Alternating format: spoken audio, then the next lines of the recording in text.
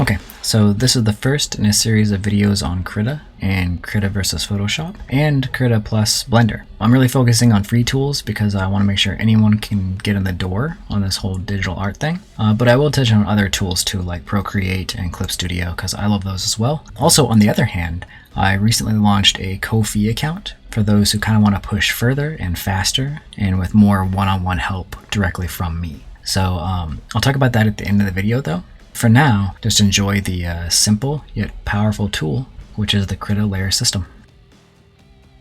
I'm coming into this from Photoshop. If you do know Photoshop and you do have like a lot of experience with layer manipulation and grouping and clipping and all that kind of stuff, hit the description and just skip ahead to where I start actually using layers to do cool stuff. Right now I'm just going to talk about the Docker. So first things first, this is the layer Docker over here, which those are found under settings and Dockers. Right, and you'll see layers. That's where they keep all their palettes that float like this. This one's pretty important. I'm always going to have it up, so I'm just going to hit the lock key right here. So let's pretty quickly run through this stuff. First, we got the plus sign right here. You click that to add a layer. Very straightforward, right? You can also hit the insert key on your keyboard to add layers on the fly, which I do all the time. And also, if you have contents on the layer, you can control drag to duplicate them, just like Photoshop, which can also be pretty useful. Now, beside the plus sign, we have a little drop down, right? With loads of options. Okay, this is super common in apps. People who need to do a thing, it's in here, right? You're trying to do a thing, click here, go find it, do the thing. This is too much to cover like completely in one video that's supposed to be like pretty easy to follow. So we'll touch on this stuff as we go later on, but as far as what they do specifically one by one, just investigate. They're not that complicated. They're pretty cool. But for now, let's get our feet under us first. Next over is a little copy paste symbol thing, right? I don't use buttons like this. If I want to do that, then I'll just lasso something and like copy and paste it. If I want to copy a whole layer, I'll just hit Control J, just like Photoshop, and just duplicate the layer right in place. So I don't really use this button. Same with this drag, this up and down sorting button, right? If I have two layers and I want to move them around, I drag it. There's a little horizontal rule to show you like where the layer is going to drop, and then you let it go, and there you go. It rearranges. I find this much more, it just makes more sense. These buttons tend to cycle layers through your layer groupings and mess up your order.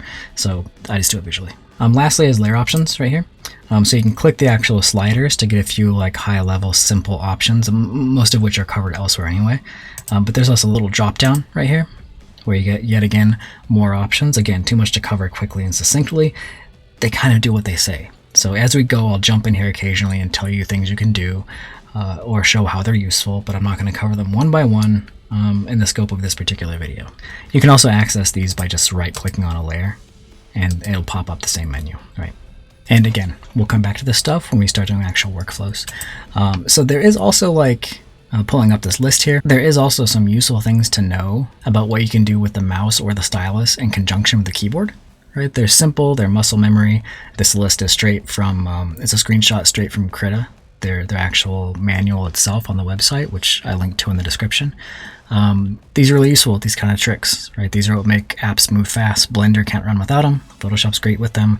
It's just really important to get this kind of stuff up and running to make yourself proficient. So I would check these out. So last, up at the top, we have a couple options. So this one is opacity. We'll use that all the time. It just controls the opacity of a layer. So if I say, for instance, add just opaque paint, right? But I actually need it to integrate with what I've already painted. I can just drop the opacity, right? This is a very conventional workflow. Shadows are a really typical use case for something like that. I think the most, like probably the least common use case that I, kind of use myself, but I don't see other people use quite so much, is using it to find a tone. So let's say these like lily pad things need to be hit by cool light, right? So I'll grab this blue, for instance, and I'll go in and just kind of lay a fully opaque mark over some of these greens for these lily pads, and then just lower the opacity. This can help me kind of clue into what kind of tone I need to paint that color receiving a particular kind of light. Right? If I color sample a leaf, I get this like green, right? This very green. If I color sample where I've overlaid blue at like half opacity, I get this very more cyan turquoise green, right? And this gives me a clue to the color I need to paint that leaf when it's in cooler light. Right? So this can kind of help you guesstimate towards the color you need, and then you can turn it back off or delete it or whatever, and from there you can choose the color you want and paint opaquely. Also, I'd like to note that in Krita, backspace and delete work a little differently than some apps, right? So if you need to remove the contents of a layer but not the layer itself, then what you want to hit is delete. You see it cleared the layer off, whereas backspace actually fills it with the current foreground color. Finally, at the very end here, we have this little drop down, which lets you change the size of the thumbnail for the layer and the indentation once we start adding groups and stuff. So mine are pretty low because I have a tiny tablet, but adjust that to taste. Directly above all of that, you see where it says normal right here. This is our layer modes, right? Very important stuff. If you don't know, these are complex formulas which determine how your layer data interacts with other layers, particularly the ones below it. So right now, if I were to lay down a paint stroke, it's like pretty conventional, right? It's fully opaque. The opacity of the layer is also up, so it just covers, right? It just covers what's under it. If I needed it to interact with what's below, I have choices for how to do that. And these blending modes on this layer can help me determine how that happens, right? So if I do multiply, for instance, it darkens and infuses the color at the same time, right? So there's a bunch of these. They do a bunch of different things. If you're a beginning painter, just don't use them. Just don't right now. You'll come back to them later when you have a really good handle on how to manipulate value and color yourself, because these do specific things. And if you're trying to just feel your way towards the right look and you don't know what it would take, these will help you or hurt you, and you won't know why they did which. Okay, so I would avoid them to start. If you're used to Photoshop and you know how this works, here they are. They did do one cool thing that Photoshop does not, which is this favorites menu. So you can do drop down and you get little checkboxes beside each type, and then just check mark the one you want to try on, and it'll reside in your favorites, and then you can easily access it at any time and leave all these collapsed, which is great because if you're like me and everyone else I know in Photoshop, you have a couple you use constantly and the rest are whatever. So all the whatevers, just turn them off. All the keepers, set in the favorites, and then your choices are very succinct and you can jump right to what you want, and they're alphabetical. So that's the layers Docker.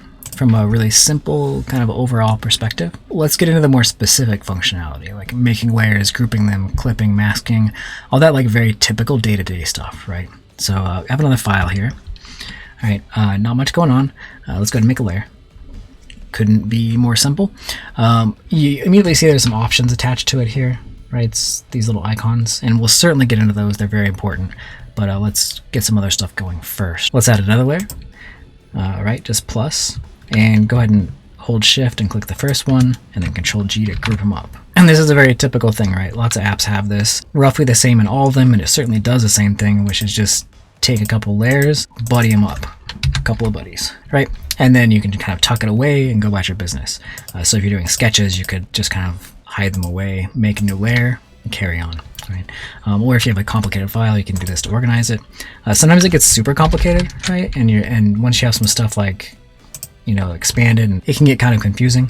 One thing you can do to kind of help that, it's in Photoshop, it's in a lot of apps, just right click and assign a color, right? So if this stuff is currently unimportant, maybe I could grab a few of them and turn them, let's say blue, and that just tells me it's cool, ignore that. And then this one is red, and that's an action item. I'm working on that one. So visually I can ignore these, they're off my radar in multiple ways, and these I can focus on. So for me personally, it helps me to do that, right? But let's go ahead and get rid of these right now because we don't need spares. And for now, I'm going to turn the color off because I don't really need that either. So we just have these couple paint layers, and they're put in a group, and that's it. This is already a helpful organizational setup. So we can double click this and title it, let's say, we'll call it Sky. And we'll call this one Mountain. Make another one, and we'll call that Ground. Right. So this is very simple, very easy to see. And now we'll call this Scene. Right. And it's very straightforward, and we can build off that. So for the sky, let's go ahead and just draw a little rectangle here. I'm going to turn on my palette. I just grabbed a quick palette from a painting, and I'll use this for the sky. Brush that in. Now I want to add a mountain, so let's select my mountain layer. I'm going to grab my lasso tool right here and hold Alt, which will let me cut out of my selection that's still active, and I'll just draw a little mountain range here. Right. I have a new selection, and I'll grab this color for some nice backgroundy atmospheric perspective mountains. And then lastly we have the ground. Select that layer. Again, hold my Alt, cut out of it, get a nice warm ground color right here. In Krita, Control is your tool for selecting a color. Right. I'm going to do Control Shift A to deselect. Control key gives you your color dropper. A lot of programs use Alt, but here it's Control. and that Control-Shift-A hotkey just says deselect all, right? And if I need to add, like, let's say some clouds, I'd want to go back to the sky, click plus, the layer pops up here. I'm going to call it clouds right away, grab my cloud color, and then for the clouds, I'll just paint them in nice big swoopy clouds, right? Bouncy, fluffy, happy clouds. Sorry, got a little Bob Ross there. All right, all pretty straightforward. Great beginning point. Organizationally, it's very clear. You see it as a thumbnail, you can collapse it, you can move on, do your thing, add new layers. Simple, right? This is very basic functionality. So what else can we do from here, right? Well, first things first, I'm going to duplicate it. I like to have a backup. I just always like to have a backup. Why not? It's almost free. So I've got my backup, and let's mess with what I have here. So let's move on to these icons. Right? These are very useful.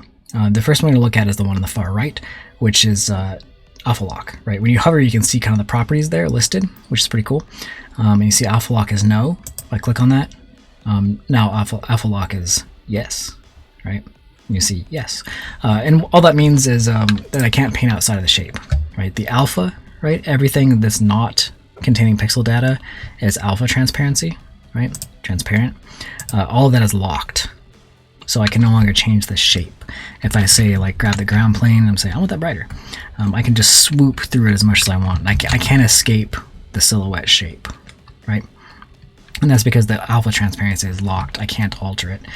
So that's a very useful tool to have at your disposal, right? A lot of the times when you're digitally painting, you need to just change the color or maybe add texture to an area, but you don't want to change the shape. And this makes that very easy, right? So these mountains, for instance, I'm going to lock their transparency, so I can no longer escape the shape of the mountains, right, if I paint on them. And then I can grab, like, let's say, a slightly darker, slightly cooler color, and go in and add, like, some nice shading to that mountainside, right? I really like this brush. I made it, I think, from just, like, tools right in Krita. So it's nothing special, but I'll certainly share it in the description. But either way, I can very easily swoop in some shapes, get real graphical, size the brush up, size the brush down. It's all very easy because I can't escape the shape of the mountain, which leaves me really free to play. Right. If I want to play with adding a highlight, I'll instead go to a slightly warmer color and let the texture kind of do its thing. Maybe I'll blow it up even bigger, huge, and do like a tiny little stroke, maybe even like one tap with the mouse. Right, so I can get really big with my brushes, and that lets them be very textural instead of literal brush strokes, right, which matters a lot with some brushes, which I'll show that in a later video. But either way, this is really useful basic functionality. Okay, great. That's, it's pretty useful stuff. I use it all the time. It's really fast. It's very uncomplicated in the layer stack, and it works. However, it does have some limitations, right? This is what we call destructive painting. And what I mean by that is what we do, like I can undo it right now, but once I move on to other painting and maybe close the file and open it, things like that, I no longer have the ability to really change what I've done. I've got to paint over. And like maybe I really like these brush strokes, but like the color of the mountain is wrong. Shadow's right, mountain's wrong. How do you change that? I mean, there are ways, but they're not great. And you may lose the magic you had in those initial strokes. So what I tend to like to do in a lot of pieces is to separate the two things. To have my shape and leave my shape intact, and then add my detail on top of that shape, but as a separate layer, right? And then at any time I can change the mountain color, the mountain shape, whatever I want, and then my layer of detail will just adjust to those new shapes that I made for the mountain. If you've used other programs before and you've been digital painting for a while, you probably know of this. It's called clipping. I mean, Krita does it too. But the way they do it's a little bit different. It just takes a couple extra steps, but it does some really cool things. So let's take a look at it. So I'm going to take my scene here, and I made a backup. So I'm going to turn off the one I'm working on, and I'm going to go to the backup where there's nothing going on, right? So we have these base layers, no shadow, no detail. And I want to take this mountain, and I want to add those shapes and those shadows again, right? But I want to do it separately. So I'm going to make a new layer, and actually drag that up above the mountain, and then just toss in some shadow shapes. Sample the color, cool it off, make it darker, right? And just throw in some quick shapes. Note that it's like escape the shape of the mountain. Right, that's fine. It's expected behavior. So yeah, there's a couple of problems. It's escaping the shape of the mountain, so that's not good. And it's escaping the shape of the actual, like, kind of the rectangle I drew at the very beginning, because my selection's long gone, right? So two problems, and we can fix both. As far as the mountain goes, like, I really want it to attach to the mountain, and I just want those to kind of talk to each other. In Photoshop and other programs, like Procreate and such, you would just right click this and say clip, and it would attach the mountain and you're done. But Krita doesn't do that because they prefer to make it so that everything within a single group can become clipped or not clipped regardless of where it sits on the layer stack. What does that look like? Well, first things first is just clicking this button, right? So if I click that button, the first problem is gone. It no longer escapes the base silhouette of the entire scene. And why is that? It's because it's the only layer in the group, right? This is the whole group. It's the only layer in that group which is set to inherit the alpha, right? So everything here has an alpha channel. That's where you see the transparency. And this mountain shadow is inheriting those alpha shapes, including this one, which covers the whole background. It can't escape outside that particular square of the sky, but other than that, it can touch anything because the entire interior of this thing is covered. So if we turn off the sky, right, what happens if we move our shadow, right? If we grab our move tool and we move the shadow around, right? It's below the ground, so it can't cover up the ground. It's above the mountain, so it can cover the mountain. And it can't escape the mountain silhouette at the edges where there's no cloud, and it can't escape the cloud silhouette once it leaves the pixel data area of that either. If I turn off the cloud, now it can't escape even the mountain. It has no pixel data up here to show itself, right? It needs something. It's just inheriting the alpha up there. Hopefully that makes sense. If I turn the sky back on, then we're good to go, right? It has plenty of pixel data to work with to stick to. All right, so this is a departure from the way a lot of apps work, and it's pretty useful. I actually like it quite a lot. It doesn't solve the problem of the fact that this is escaping the mountain, right? If this is our scene and we want to clip to the mountain, like, what do? We just need another group. So just I have the paint layer selected. I'm going to call this shadow. And then shift click the mountain so I have both selected, and then Control G. Right? And now the inherit alpha immediately sees only the mountain. And why is that? It's because it's no longer part of a larger group. Right? This is the group now. A group inside a group, and then the ground, the clouds, and the sky are in the main group. Within the main group, there's the mountain, which we'll call mountain. And within that group, there's the shadow and the mountain. The shadow has inherit alpha, but it's no longer in the main group, right? If it was out here, it would still escape, but now it's in the subgroup with the mountain, right? So now it can only attach to the mountain. And this way we can have inherit alpha only hit a single target, right? So again, it's an extra step, but it's a really cool setup. And there are other features that it unlocks because of this simplicity that we'll kind of get into later. We still retain the ability to have alpha outside of that mountain group too. If I make a new layer and I set inherit alpha and then I start painting, it still covers everything, right? The mountain group still sets alpha. If I turn off the other layers, so it's only this, and then on this layer with alpha clipping, I paint, you can see it only exists inside the mountain. Right? It's inheriting the alpha of the group, so it doesn't have to be a layer, it could be a group, and it still inherits the alpha, which is pretty cool. So this is really standard workflow with a little bit of a tweak. And again, like I said, it allows you to do some cool things, like if I hit Control U for my hue saturation on this mountain layer, and then I say I'm going to colorize that, and I want my mountain to be like really vibrant, getting hit by like some really harsh sun, right? And click OK.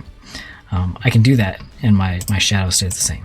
Okay. If I want to change my shadow color, Control U, colorize, I'll make that more of a red shadow, just change into a different palette, right? Totally different palette. Click OK. Let's back up. If I wanted to change instead like the shadow shape, right, then hit E, erase out, be like, you know what, actually, I think I'm going to change this into a midday scene instead. So I'll have my shadows be very like top-down shadows instead of these from the side shadows I did have, right? And then for my cloud, right, now that needs highlights to match the mountain. I'm gonna back up because I like my other shadows better. If I need to add that to the clouds now, I have choices, right? I can either lock the transparency and then choose a highlight color and paint them destructively. Maybe they're so much fun and so easy to paint that I don't mind if I do it destructively, because then if I have to do it again, I just get to paint more clouds, and that's pretty sweet. But maybe not. Maybe I'm in a production environment. That's a bad move. So I'm going to fill these, right? And I want to alpha inherit on the clouds too. Make a new layer, call it highlights. Shift click, Control G to group. Now I have a group that's the cloud. Right. My highlights, I'll turn on alpha inheritance, which can only see the cloud because I'm in a group with just the cloud, right? It's not the main group anymore. And now I can paint highlights. Oops. Let's actually change our color, that might help. Now I can paint highlights on the cloud and it sticks to just the clouds. Right. Separate layer, easy to adjust, change the color, change the brightness. I can even lock transparency on that, so I can't escape the highlight shape. And then use that to like maybe pop some extra light on some parts of this cloud highlight, whatever. So this is kind of the core functionality, right? That's in other programs, but Krita has their own version. And once you get used to it, I think it's actually quite good. And I've been liking it a lot. Maybe the most like normal archetypical example of this would be like a character. So let me pop up this character file. A lot of layers, but nothing too fancy. Line work, colors, and then background. All right, let me zoom in on the face. We'll just focus on the face for now. Something that you need to do occasionally is affect one area without affecting the others, but then you also need to affect all the other areas on top of the other effects you had going on, right? This sounds kind of complicated, but I'll just show it in practice, right? So inside the color, I have like this layer for warmth, this layer for the eyes, and a layer for local color, right? And then a silhouette. If I turn these off, the silhouette is just like very basic. There's nothing going on, it's a flat color. And that's just so I can use it for alpha inheritance, right? Everything in the color group, if I give it alpha inheritance, will stay inside that silhouette, right? So if I turn on my local color, if I turn off alpha inheritance, it's, you know, a mess. But it doesn't matter, because once alpha inheritance is on, it looks for anything else in the group which does not have alpha inheritance, which is the silhouette, and it sticks to it, right? Same with the eyes, which doesn't matter too much because they're inside the silhouette, but you know, I do it anyway. And then warmth, which again, it's wherever, but I need a gradient coming in to warm up that ear. So I just alpha inheritance and let it be outside, but then gradient into the silhouette. All right, so let's add a highlight to the eye, right? Shrink this brush down, that's pretty massive. Go into the eyes group, got pupil, got eye, neither of which have alpha inheritance, right? But the group itself does. So we'll go to the pupil, above the pupil actually, make a new layer, call that highlight. Right, we're gonna hit D and X to change the default colors, which is black and white, and then X to bring white forward, and then add just like a nice punchy highlight right here. Right.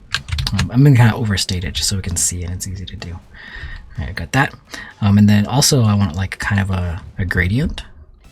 So let's lasso like right here. I want the eyes to have like kind of a gradient that's blocked by the eyelid and eyelash and stuff. So I'm gonna hit the G for the gradient tool. It's set to go from white to transparent. And then I'm just gonna drag it down right here. I get that. Control Shift A to deselect. So it's hitting the face too, which I don't want, right? So what do? I got my highlight layer selected. I'm just gonna tell it alpha inherit. And there you go. So it's inside the eyes group. So the alpha inheritance can only see the other objects in that group, right? So I'm gonna tell the highlight inherit alpha, it inherits it from pupil and eye, and no longer hits the face, right? So that's fixed. The eyes themselves have alpha inheritance for the silhouette, which doesn't matter at the moment, but that would matter if they existed outside the silhouette. So now I want to add other effects, right? So I have this highlight only in the eye, it doesn't hit the face, which is what I want, but now I want to give her a shadow, right? I want to add a shadow to the character. That should hit everything, even the eyes, right? So I need to come up here, hit plus, and type shadow. Right, so I have a new layer, it's a shadow, I don't know why it's blue. I'm going to turn off its color while I work on it, so it's just easier to see. Hit my brush. Kind of a bad brush for this, but you know, gets the job done. Black for my color for now, I can always change that. Lower opacity so I can see through to my drawing. And then I'll just say like, let's shadow our hair in the back. Right, shadow this side too. We'll go ahead and put a shadow on the neck. And she's got a pretty big head. So let's let that shadow hit the body too.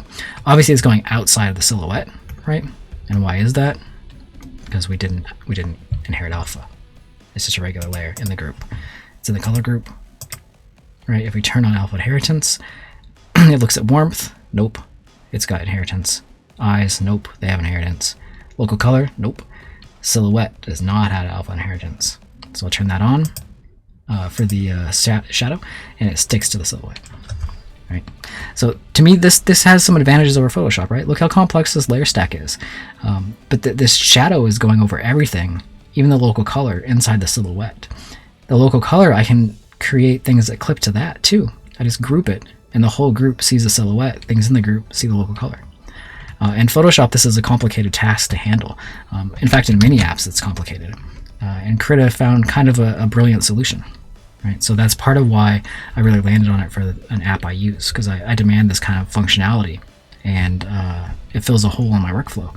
Right, so we can go around and add shadow. If the eyes need a shadow, which eyes tend to, I'm going to turn on the opacity because the shadow's feeling a little chunky. Right, so if there's a shadow like for the brow right here, and say coming down from the nose, and it happens to flow over the eye, right, the edge of the skull here.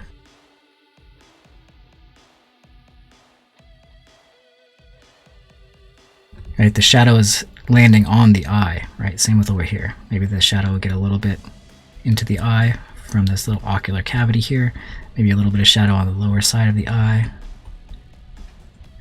Right. This brush is actually kind of terrible for this, but that's okay.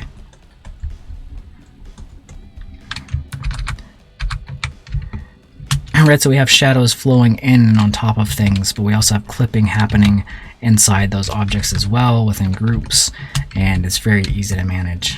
Right, if we need to add more colors and more shading and more material properties to the outfit, we can always grab the local color, group it, and turn off alpha inherit for the actual local color layer, because it has nothing to inherit, right? It's the only layer in this group, so if it's alpha inheriting, it's not hitting anything. So we'll turn that off, and then it hits the silhouette because the group says so. Call this local color. And then we can just make new layers in there and say, you know what, actually, I want to put some like cool punk rock patches on the outfit, right? So I can go in and start drawing these little shapes and, you know, create patches and maybe weathering or texture and all that good stuff. So that's kind of the way that Krita handles this, and I think it's really cool and very powerful. It takes a little bit of getting used to. There'll be a few moments where you're like, why is that not working? And you'll disable things and re-enable them, and you'll probably figure it out. If you don't, reach out to me and I will help you figure it out. Now, hopefully that all makes sense. Using shapes to find the design of a painting, and then using inherited alpha to add like shadows, highlights, or other detail to those shapes. Right? A lot of applications for this, so you'll need to experiment and maybe follow along, because I'll be sharing tons of videos that put this workflow to use, and you can see all the ways it can be helpful. Now, there is one more piece of the puzzle too, and that's masking. Right? Masking is simply a trick that lets you selectively show or hide the contents of a layer or a group or other asset, but you do it without altering that asset. And this, of course, has many benefits and uses. The implementation in Krita, it works like pretty much any other app for the most part, and it's actually a pretty easy concept once you see it in action. So let me just show you how Krita does it real quick, and you can just put it straight to use in your own work. Adding a mask in Krita is very simple. It's in Photoshop, there's a single button. A lot of apps, there's like a single process. Krita, you just right click and you get these layer options I talked about earlier, and head down to add. Right, add has a lot of things it can do. In this case, we're doing add transparency mask. Right, and then we get something that looks a little bit like group, but there's no group. This is attached to the paint layer. As long as that's selected, right, as long as this is selected, anytime we paint with black or white or some shade of gray, it'll hide or reveal the contents of the layer it's attached to. Right, so if you're painting up here and trying to edit your mask, it won't work. You'll be painting on the actual pixel data. You have to select this layer, and now you can mask. I'm gonna hit D for default, so black is my foreground color.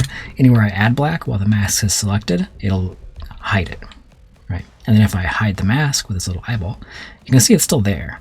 It's masked, right? Like masking tape.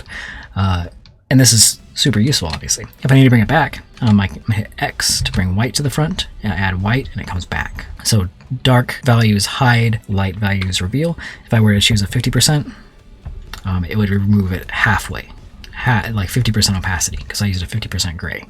It's not hidden, it's not shown, it's in the middle. If I duplicate it, this is easier to see.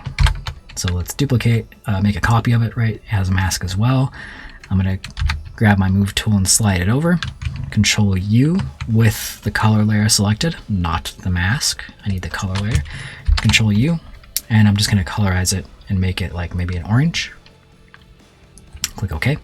If I place this below the other one in the layer stack, right down here. So grab this, move it under.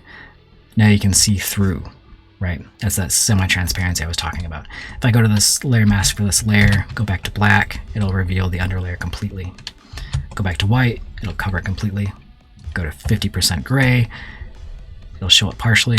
I could go to like a higher percent gray and it'll show it less, right? Because it's brighter, it's closer to white. Whereas if I go closer to dark, it'll show it more, right? These are levels of transparency because I'm using different grays to paint into the mask, right? Now this basic functionality, it's already really good. It's already really useful in my opinion, but we can build complexity.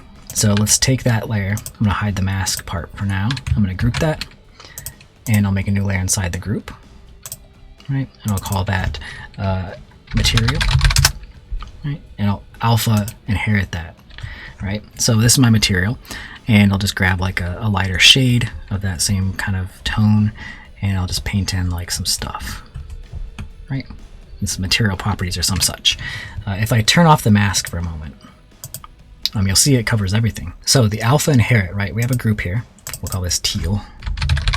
The alpha inheritance looks down at anything which doesn't have alpha inherited, which is this paint layer, and it takes that alpha, right? So it sticks to that. It doesn't go outside of it like this. But also, it respects the mask. So down below where it's half transparency, we see half of that texture, right, at half opacity because it's inheriting the alpha, which is semi-transparent, right? So this is super useful stuff. It's a very, very, very effective way to build complexity into your paintings in a lot of different ways. Right here, you can already see it in action. And again, you can keep building complexity, right? So we have a base shape here, which is masked to be partially transparent, right? And then with that, we have something inheriting the alpha. But beyond all that, we can take the group itself, right?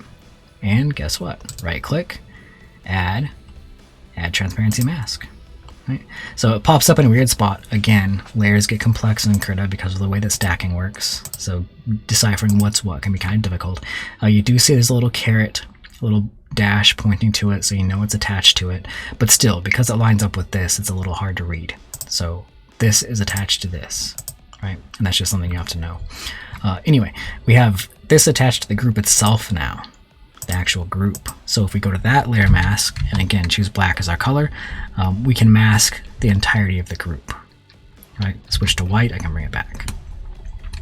So it's masking the group itself, which hits the alpha inherited texture. It hits the shape itself, which also has a mask on it. Again, this is a very useful tool you can use to build really complex effects. And what it allows you to do, let's go back to our mountain scene, right? So in the case of this mountain scene, a very simple example is like, oh, actually that frame is the wrong shape. Well, I'll just right click that, add a transparency mask, and maybe for whatever reason, this needs to cut out at angles. Maybe it's part of a UI or something, right? And those need to disappear for it to display on the website correctly or something like that. And what I really like this sort of stuff for is, let's say there's a field that's like grass and dirt. And so I'll paint like a giant patch of grass, hide that, and then paint a giant patch of dirt, right? And it starts with a shape, and then I clip into it, and then I group and clip and all this kind of stuff. And then I take the grass layer and I add a mask to it, and I paint out chunks, and the dirt comes through from below. All that layer complexity I use to use custom brushwork and build up the grass effect, it's all intact, and I can play with the shapes that reveal the dirt compositionally and for the story of the image without having to repaint that stuff over and over. And this is like a typical way to use this, and there's a lot of ways you can do it, combining textures, water and glass, as my example kind of alluded to, and of course the dirt example, etc., etc. Very useful. All right. That was a lot of info, but you know what would be great? More info. So if you're still around, still hungry, maybe have experience, let's get into some proper advanced tricks now.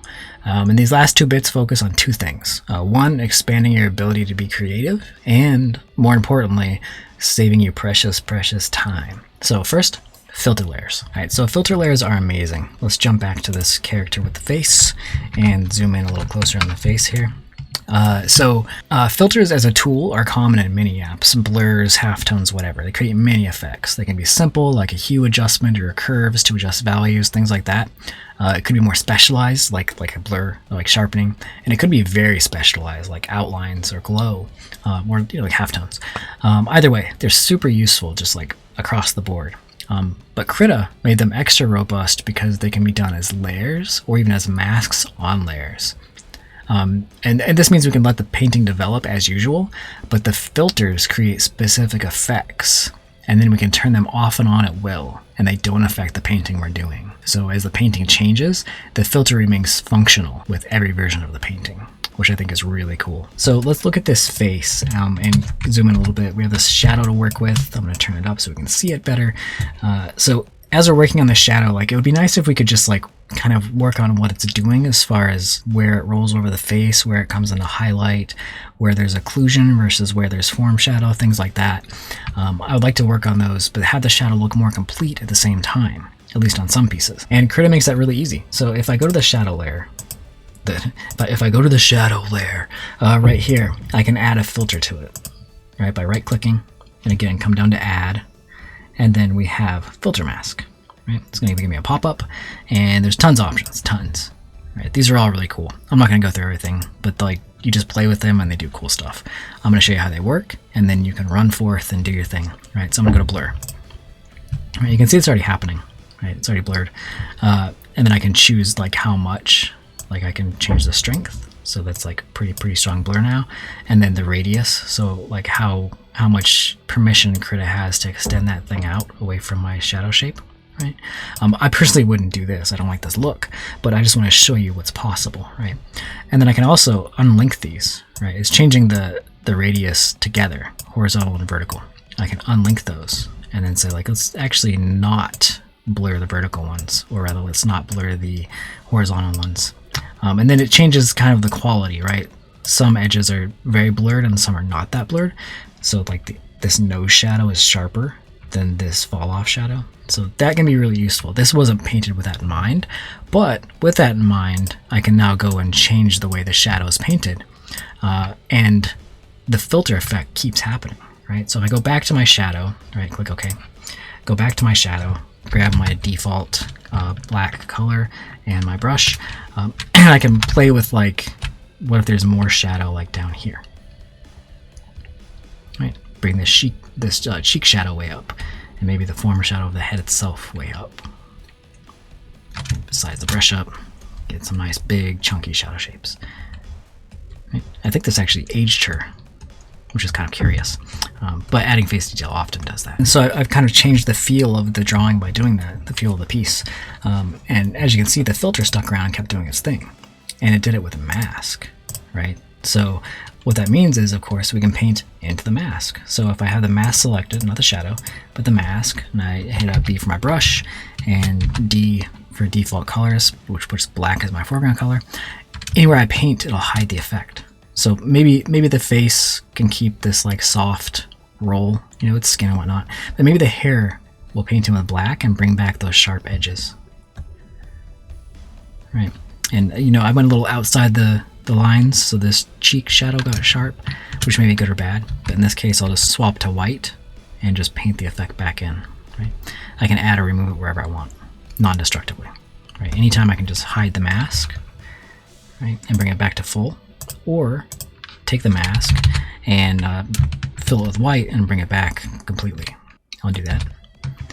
So this can be extremely potent, obviously, because these filter effects, like I've just done a pretty simple one here, obviously, but if I right-click, go to Add, and go to Add Filter Mask, you can see there's a ton.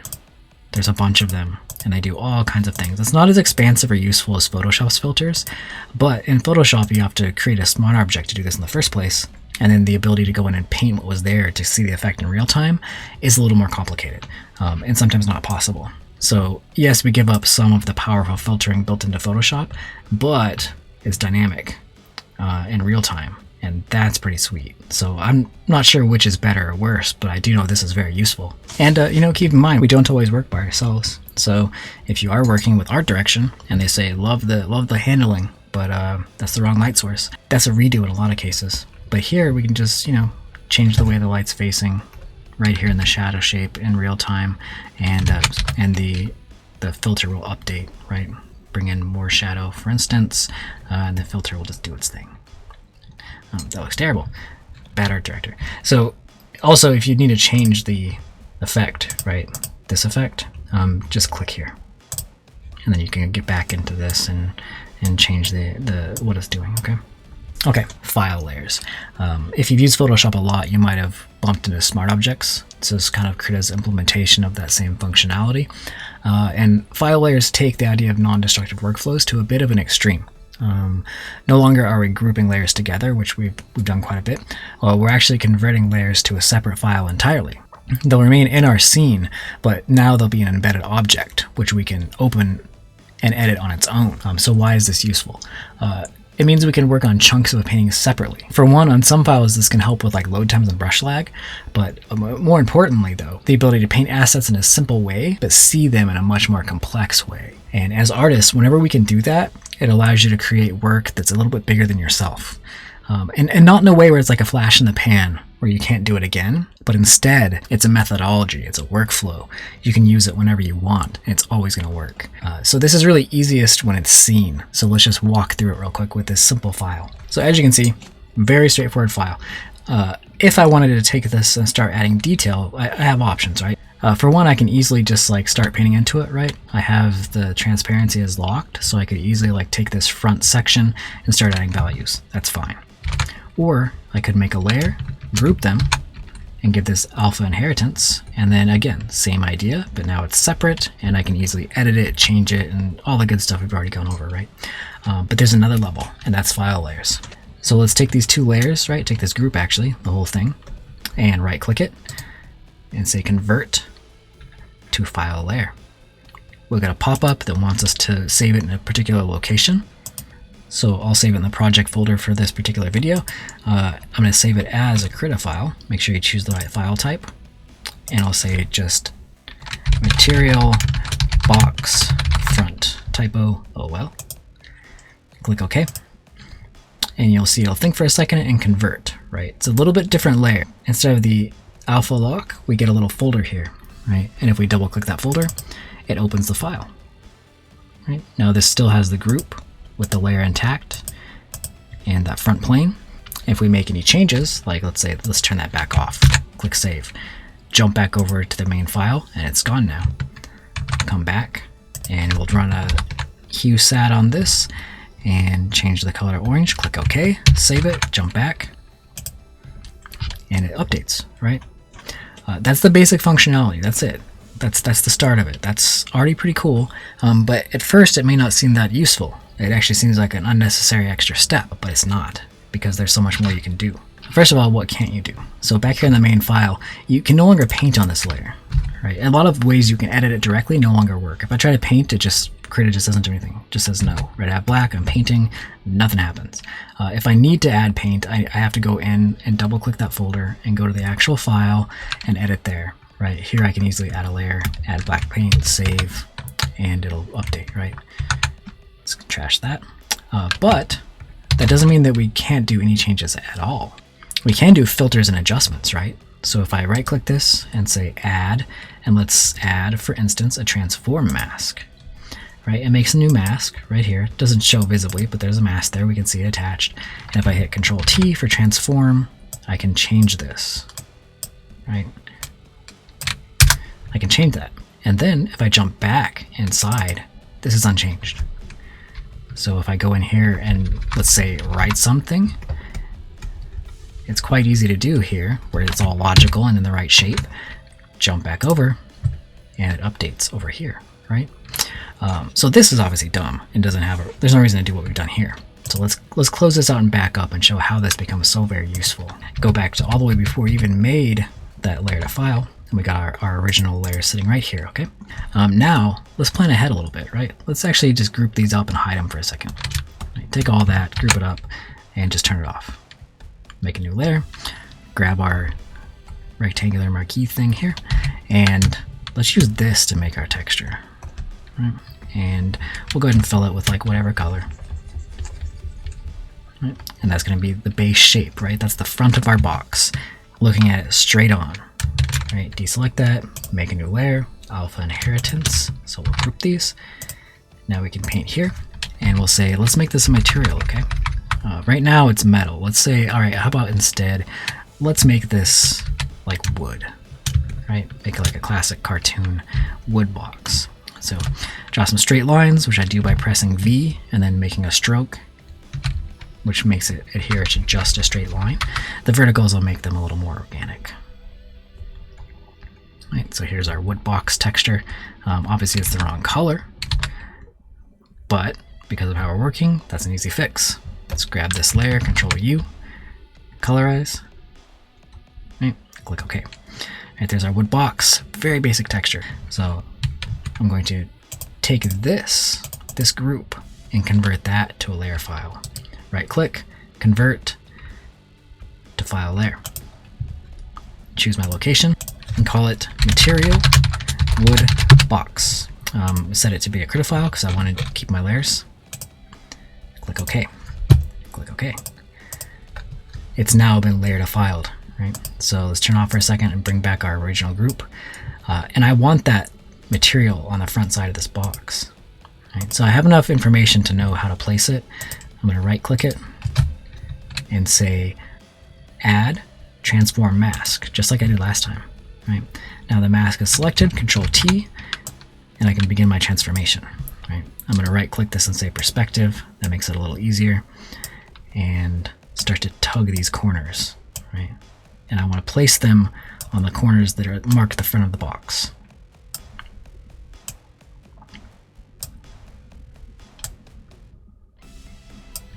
Right, now it's placed, or at least placed well enough, and then just hit enter.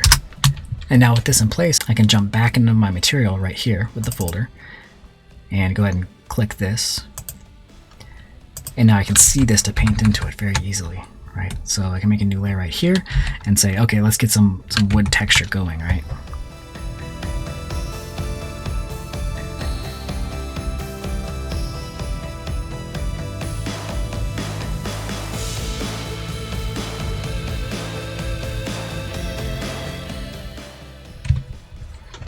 Right, not the best material, but it is what it is. Click save, jump back over, and there you go. Right, so Krita, you can definitely duplicate it, and there's a little bit of bugginess around like making copies and updating and things like that, so you do have to do some finagling to make that work out. But it is possible to like hit Control J, right, and grab our move tool. Right, now we have a copy of this, and then we can go to the transform mask, right, Control T, and then go to perspective, and then put it on this side. Right, just update this with a little bit of dragging, putting these points back on the corners. So it is totally possible to add this over here as well. Once you start editing the textures, you may have to like restart Krita or like turn some things off and on to make sure that the sides update correctly and all that good stuff. But it's not too bad. It's probably a little bit of work in progress, but it's functional. Additionally, once you get to this stage, you can begin to separate them by, see, that's what I mean. So if we save it, in this case, saving it fixes. Sometimes you have to restart, but not too bad. But from here, remember, we can keep using the tools that we've been using so far and just implement the file layer in those same processes. So if we make a new layer and we say inherit alpha and group these up, what do you think will happen? We'll grab our brush, use a nice dark color, and we can paint over one side only, right? And then we have our shadow side. That's probably not dark enough. There we go. And then we have the shadow side, right? And then if we need to update the material, granted it may take a little bit of finagling to make Krita agree to do it correctly, but if we were to jump in here and say wood, turn that off, make a new layer, right? A new layer group. I want to use the same shape, which is just the whole background. And let's make it kind of a reddish orange, maybe more red than that, or more saturated, I should say. Right, and then we fill this with our flat color.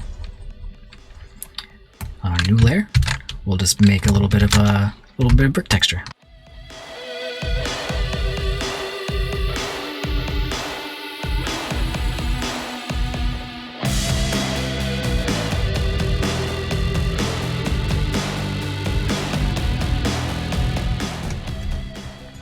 Not the best brick texture, but it gets the job done.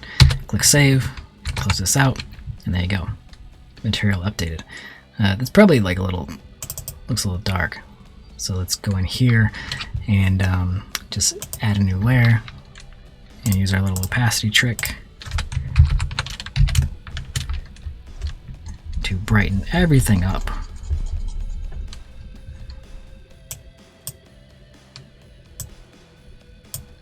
Just a little bit.